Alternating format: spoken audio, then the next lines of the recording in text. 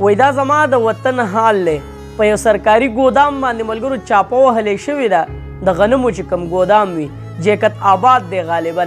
دې سیټ کې تاسو ته دا ویډیو ښکاري ملګرو، وګورئ، تماشه وکئ. په رزق کې دا خلک خاورې ګډوي. کله چې ملګرو د دغې ګودام تالاشي اخیستې شوې ده، د دې تاله ماته شوې ده، نو چې کله ورته دغه د حکومت چې کوم افسران دي هغه ورننوتي دي، نو چې کتلي دي نو دې غنمو له باقاعده د بهر نه وي یا په ټرالۍ یا په ګاډۍ په هر څه کې دې له باقاعده خاوره راوړلی کېږي او سیټ کې ورته ږدي او بیا په دې غنمو کې میلاوهي، او دا سرکاري ګودام دی.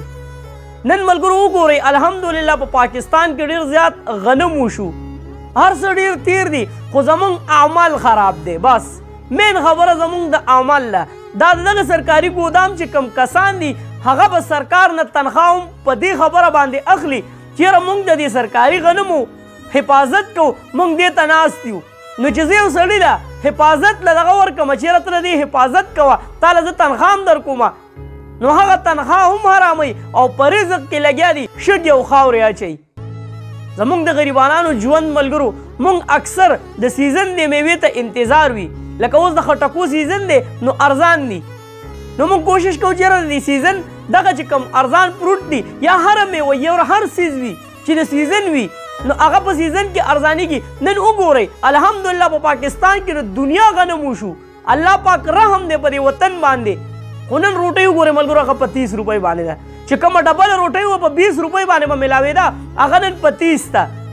پکار دی چې اوس سیزن دی د غنمو، ډېر تیر غنم وشو، پکار دی چې دا غنم ارزان شي او وړم ارزان شي او د غریبانانو خلکو ته ریلیف میلاو شي. نو چې دلته یو کس په رزق کې لګیا دی هغه پکې خاورې اچوي، نو په موږ باندې به الله پاک څه رحم وکړي، په موږ باندې به الله جل شانه څه د رحمت باران وکړي.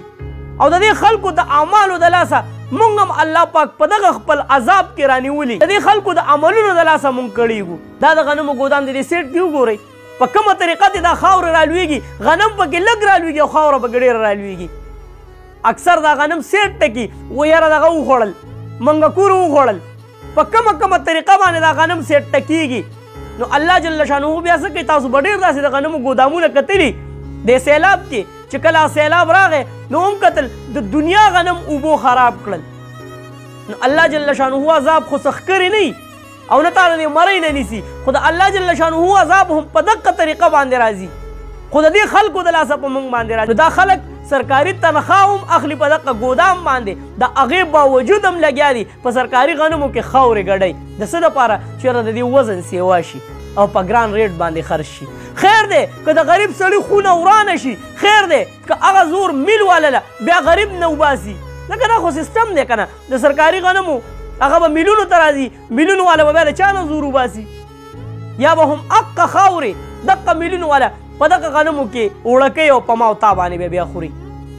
نو الله دې په موږ باندې خپل رحم وکړي، ګینه د رحم قابل نه یو. نو تاسو څه وایئ ملګرو د دې ظالمانو په باره کې چې دې ظالمانو دا کوم کار کړی دی، په رزق پسې هم خندا کړې ده او د غریب سړي د ژوند د تباه کېدو دقه خلک دي چې دا خلک زمونږ د غریبانانو زندګۍ تباه کوي او موږ په خپل ژوند باندې ستومانه کوي. ویډیو لازمي مخکې شیر کړئ چې دا ویډیو لرې پورې لاړه شي چې څومره هم داسې د غنمو ګودامونه دي او په هغې کې سرکاري غنم پراته دي نو چې په هغې باندې هم چاپه ووالی شي، هسې نه چې هغې له هم دغه شان په ګاډۍ کې خاوره راوړي او سیټ ته ورته ږدلي او په بوجو کې ملاوټ کوي. چېرته مې الله خاد آباد او خوشحاله ساته. اخر کې وواست پاکستان زنده باد، مسلمان زنده باد، تل دې وي آباد دې وي زموږ وطن پاکستان دې وي، مسلمان دې وي. الله په امان.